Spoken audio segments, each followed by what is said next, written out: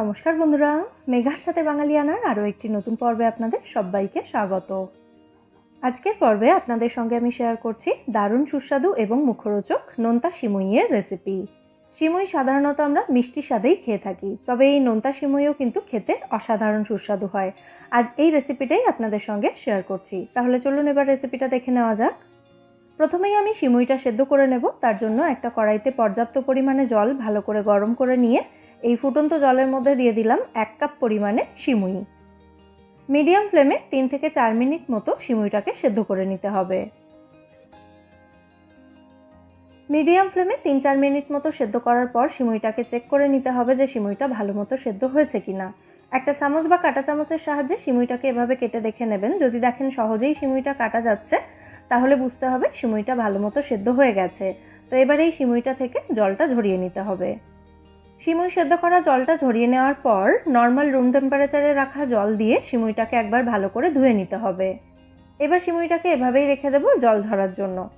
এদিকে গ্যাসে একটা ফ্রাইং প্যান বসিয়ে তার মধ্যে আমি 2 টেবিল চামচ মতো তেল দিয়ে দিয়েছি। তেলটা ভালো করে গরম হয়ে যাওয়ার পর এর মধ্যে প্রথমে কয়েকটা চিনেবাদাম দিয়ে বাদামগুলোকে 1 মিনিট মতো মিডিয়াম ফ্লেমে ভেজে তুলে নেব। এই রান্নায় বাদাম দেওয়াটা কিন্তু একেবারেই অপশনাল।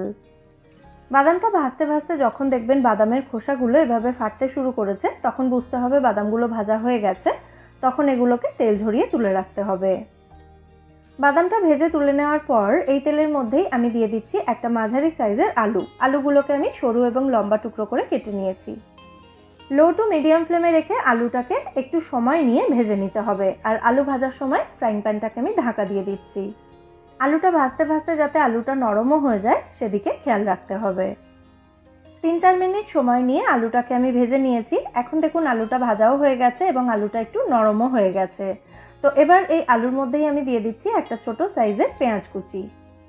আলুর সাথে মিশিয়ে পেঁয়াজটাকেও হালকা করে একটু ভেজে নিচ্ছি। এবার এর মধ্যে দিয়ে দিচ্ছি স্বাদ অনুযায়ী নুন এবং 1/4 চা চামচ মতো হলুদ গুঁড়ো। হলুদ গুঁড়োটা আপনারা কিন্তু চাইলেই স্কিপ করতে পারেন, তবে আমি এখানে সামান্য একটু হলুদ গুঁড়ো দিয়েছি আমাদের সেই ছোটোবেলার স্কুল টিফিনের হলুদ চাউমিনের মতো একটা সুন্দর রং আনার জন্য। এই নোনতা সিমুইয়ের স্বাদটাও কিন্তু সেই হলুদ চাউমিনের মতোই হবে। আলু পেঁয়াজটা ভেজে আমি ফ্রাইং প্যানের একটা সাইডে সরিয়ে রেখেছি। আর এই সময় একটা ডিমের মধ্যে সামান্য একটু নুন দিয়ে ডিমটাকে ভালো করে ফেটিয়ে নিচ্ছি। তারপর ফেটিয়ে রাখা ডিমটা ফ্রাইং প্যানের মধ্যে দিয়ে এই ডিমটার আমরা ভুর্জি তৈরি করে নেব। আমার চ্যানেলে কিন্তু একটা নিরামিষ নোনতা সিমুইয়েরও রেসিপি রয়েছে, চাইলে আপনারা সেই রেসিপিটাও দেখে নিতে পারেন। রেসিপির লিঙ্ক আমি ডেসক্রিপশন বক্সে দিয়ে দেব।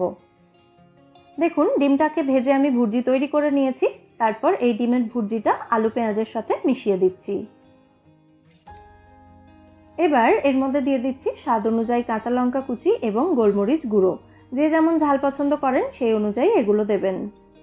আবার সমস্ত উপকরণ একসাথে ভালো করে মিশিয়ে দিচ্ছি। এবার এর মধ্যে দিয়ে দিচ্ছি সেদ্ধ করে রাখা সিমুইটা। সিমুইটা এই সময় একটু দলা পাকিয়ে আছে দেখে ঘাবড়ে যাবেন না। এটাকে ভালো করে মিশিয়ে দেওয়ার পরই কিন্তু এটা সুন্দর ঝরঝরে হয়ে যাবে। সিমুই কিন্তু তেলের মধ্যে দিয়ে একটু নাড়াচাড়া করলেই সুন্দর ঝরঝরে হয়ে যায়।